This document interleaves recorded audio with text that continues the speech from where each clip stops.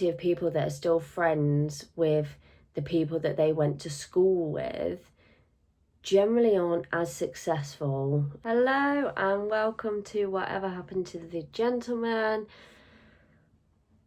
I am so pleased to be here with you. I'm really cold actually, because I just came back from Phoenix in Arizona, and honestly over there it's like 24 degrees, and here it is, well, I don't even know, maybe like 10 degrees, but it feels like minus 100.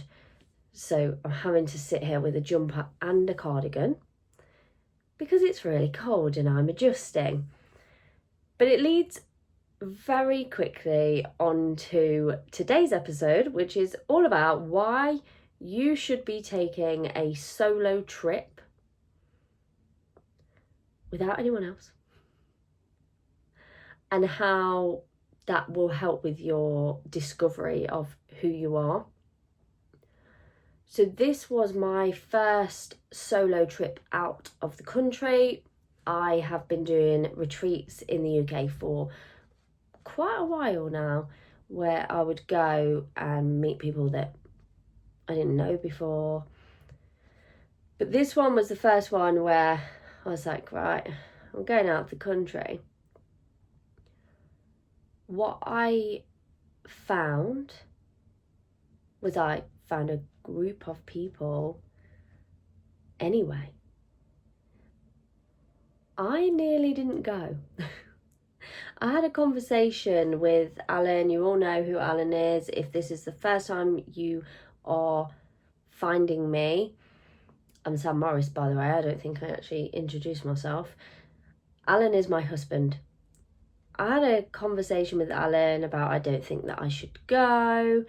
I'm really nervous. I'm scared.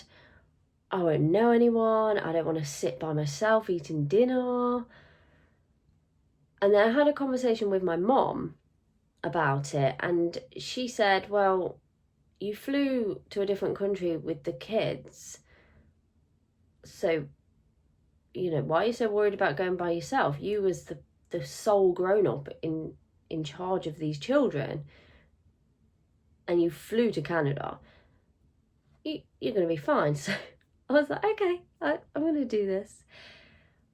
But I decided to do something a little bit different, something that I would not normally do, and it was to put myself out there.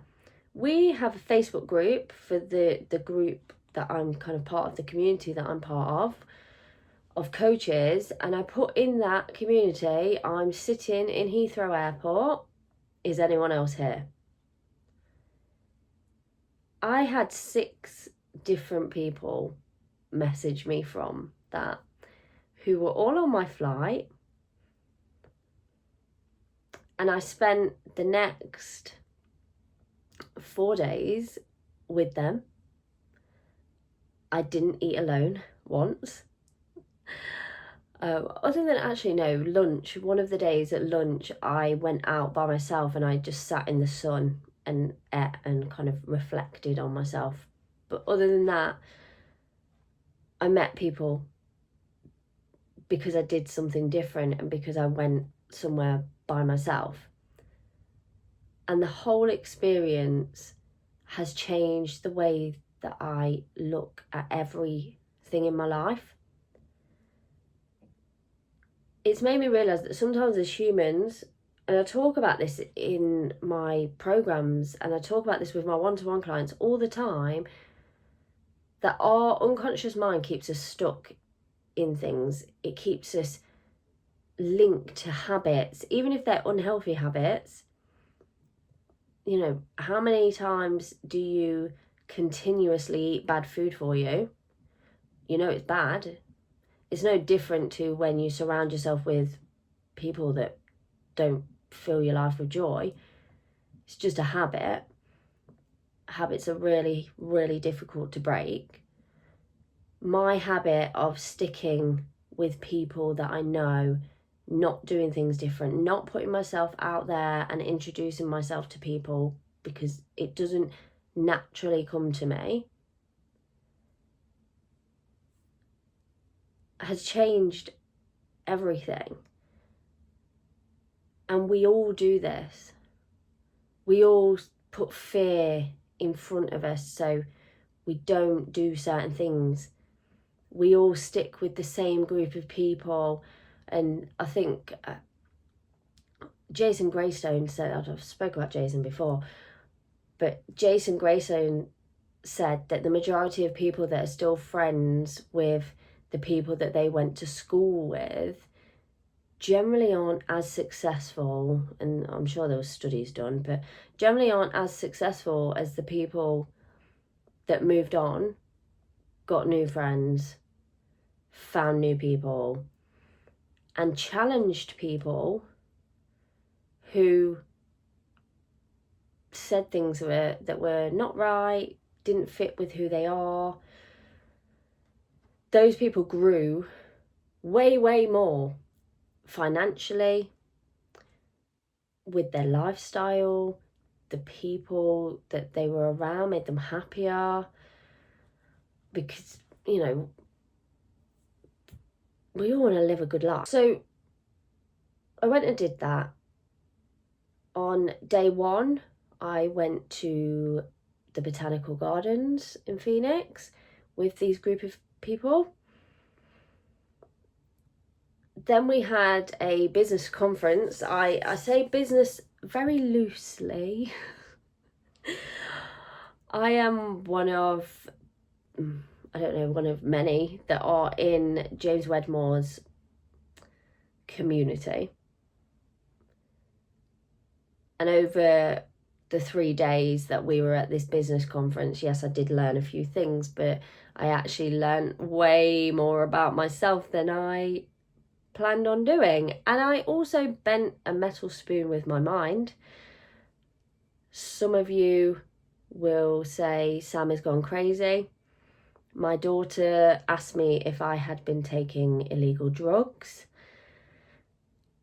My husband didn't quite believe it, and still doesn't, despite the fact I've showed him the spoon. I brought it home. I've bought some spare spoons to practice on as well.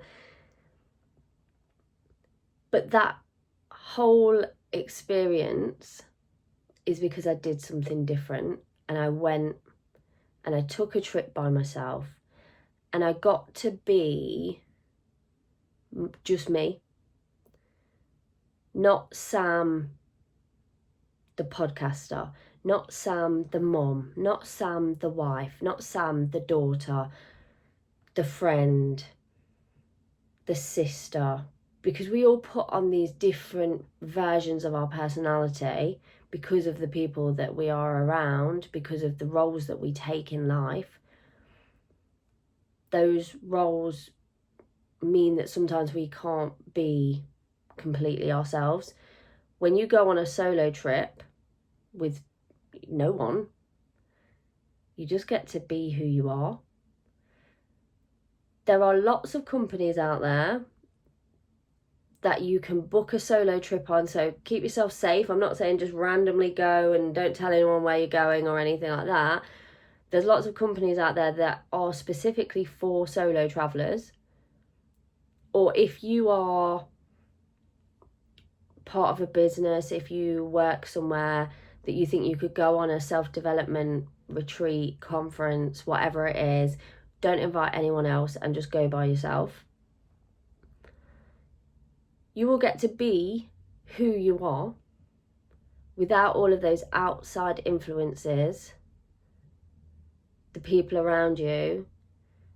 You just get to be yourself. One of the things that came up quite a lot for me was that the people that I was around, because I'm so very to the point, and I do tell people that I'm very to the point, I often worry about that. I worry that I will upset someone. I worry that I'm a bit too much for people sometimes.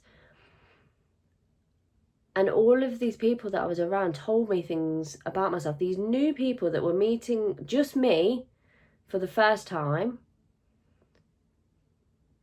not meeting the various different versions of myself, the various different masks that I put on for different people.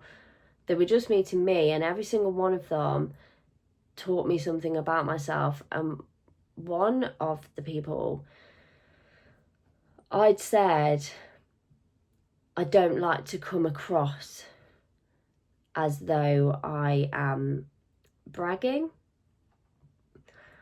because I grew up in a lifestyle, and if you know about, you know, my lifestyle, if you've heard me talk before, I grew up in a lifestyle where we didn't have a lot of money. And as my life has changed and my life has grown, I don't have those same problems anymore. But a deep part of me kind of feels a little bit guilty about that, which is why we do give quite a lot from our other business to charity, because I feel bad in a way.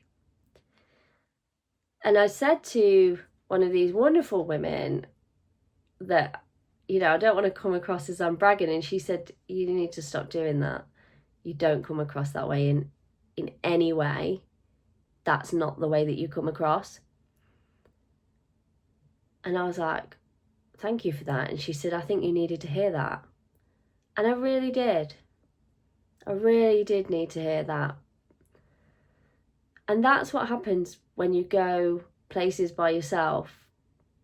You meet people that only see a version of you, and you get to just have a kind of fuck it moment where if you are authentically you and you say things that you would say because it's you, and other people then get it,